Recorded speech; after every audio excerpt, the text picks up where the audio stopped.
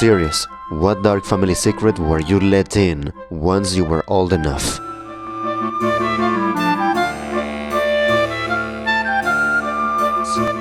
The following compilation of stories is just your regular AskReddit thread, in which you read a long plethora of captivating stories and a myriad of dark gossip-like testimonies.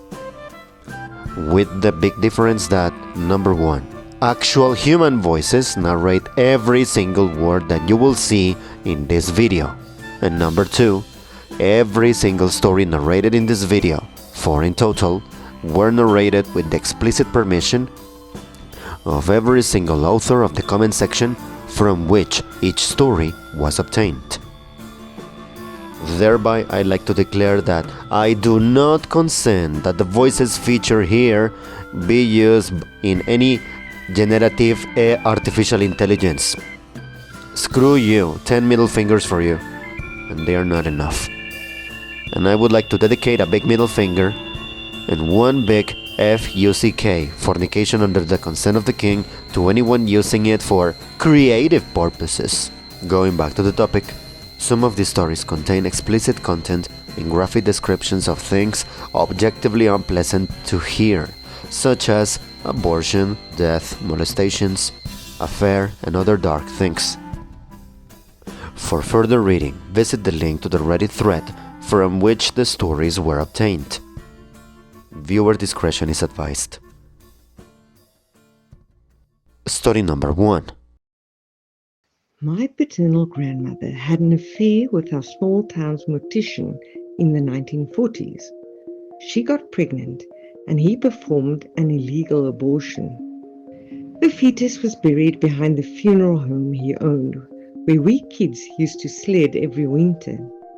My dad told me this as I was getting ready to take a ride down the hill on the sled when I was 12. Also, paternal grandfather had multiple illegitimate children around our small town. Turns out, one of my best friends was also my half-cousin. Father told me when I was 17. My father was educated, intelligent, honest and moral. The fact that his parents were so wild was absolutely shocking to me. Oh, so your younger self is trying to get some sledding in and you find out you are sledding over your loved one's secret grave? That's awful. It's nice your dad was straight up with you though. Now I'm just imagining a little kid on a sled, yellow snow jacket and beanie on. Then the dad comes over and says, "The fetus of your illegitimate uncle is buried there. Go have fun." And then pushes the kids on the sled down the hill while the kid starts crying in sadness. Why the hell did he tell you that at 12 years old? That's so messed up. Because like me, he never understood what's inappropriate to say until after it came out of his mouth. He was definitely on the spectrum, like father, like daughter. So I'm no stranger to putting my foot in my mouth. Oh my, how did he bring that one up? By the way, kiddo, you're sledding over your uncle. It was kind of like, you're not going to believe it's about your grandmother, but... I don't believe in magic, but dude, I think you might have a curse. Holy shit, that's dark. I'm having a hard time reconciling your dad being intelligent and moral with him telling his 12-year-old kid about their grandma's affair, illegal abortion, and the very close location of the corpse. I'm actually a girl. I think the curse ended with that generation. Hopefully. I know it's difficult to understand, but he was slightly autistic and didn't really realize when what he was saying was inappropriate. I'm sure he realized it after it was already out of his mouth, which is usual for him. I'm similar. Story 2.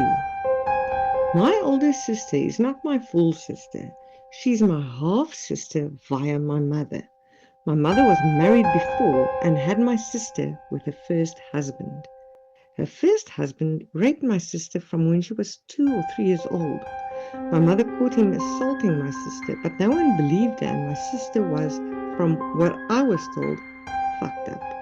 My mother divorced him and he tried to get custody of my sister, so she ran away with my sister, even cutting contact with her own family to keep my sister safe.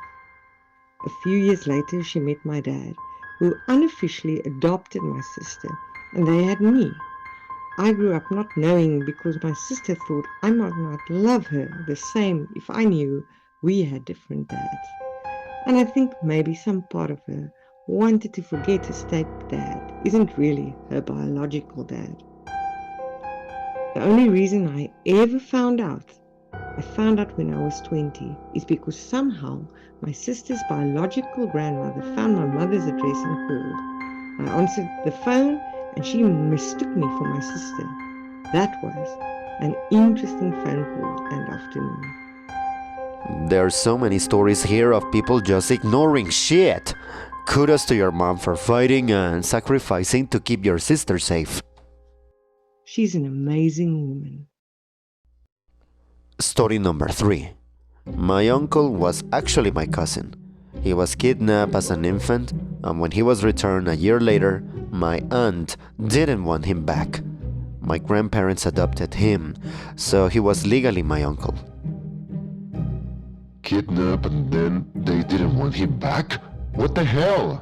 Excuse me for asking, but was the kidnapping legit or was it set up to get rid of him? This is so sad. My aunt was a real piece of work. To backtrack a moment, this side of my family isn't biological. Technically my dad is my stepdad, but he raised me from toddlerhood and he's my dad. Pure and simple. All of his family treated me as one of their own. Except my aunt. She would always tell my grandparents that she just couldn't understand how they could love me because I wasn't blood family. I had no idea why she didn't want her son back. It was a familial kidnapping, non-custodial father. When my cousin was returned, she ditched him with my grandparents and got back together with her other half. When I was a teenager, my grandma called my dad, crying. My aunt was doing some digging and discovered she and my dad were adopted. I'm not defending this, but it was the 1950s and in another country. Not disclosing an adoption wasn't unusual at the time. My aunt threatened to tell my dad, so my grandma called and said that they were adopted. My dad's reaction was literally, "So?" My aunt never spoke to my grandparents again, and my cousin turned out exactly like her. And so all those years of not liking me because I am not blood backfire because she isn't blood either. Even before your aunt found out about being adopted, it was already weird she disparaged you for not being blood family, but at the same time turned her back on her blood son. That woman has a lot of work to do on herself. Oh yeah, very true. I've always thought there had to be some mental health issues going on. She would overreact to what should have been non-issues. Even in mundane conversations, it was constant hysterics. My grandparents passed 3 weeks apart, my grandma being first. We were overwhelmed trying to handle everything on top of caring for my grandpa at home. We asked my aunt if it would be possible to come help for a few days. She said the 3-hour flight would make her sore. She was in her 30s and in excellent physical health. Never heard from her again, and that was 26 years ago. Story number 4. Y'all stories are wild. Mine is super tame. When I was in my early 20s, I found an old photo of someone in my family, of someone in a family album I didn't recognize. When I asked my mom about it, she said, "Oh, that's her Aunt Gloria." Then she lowered her voice, even though we were alone, and added, "She's a nudist." Poor Aunt Gloria just wants to be a nudie lady, and everyone like she's a leper. I aspire to be a Gloria. Yeah, in a world of not glorious, be a Gloria. We need nerdy. How else would the park run? Check the vending machines. Can she not put a dress on and come join the normies a couple of times a year? Lol. I'm dumbfounded that this would be a reason for excommunication. We aren't even super religious or particularly uptight. I reach out to her once to open up dialogue and let her know I don't care if she wears clothes or tissue boxes as shoes. I'd like to get to know her. Never heard back. Either she got it and doesn't want anything to do with the lot of us, I wouldn't blame her, or she moved to another naturist colony. Like they're a bunch of feral cats. Lol. I did make it known if she is ever tracked down, I'd like to know her. She sounds like a hoot. My cousin is a nudist and posts on Facebook with stickers covering the goodies. So my conservative family stopped inviting her to family get-togethers. I, on the other hand, still hang out with her and invite her to my parties. Yay, exactly. Nudie people are people too. Yay.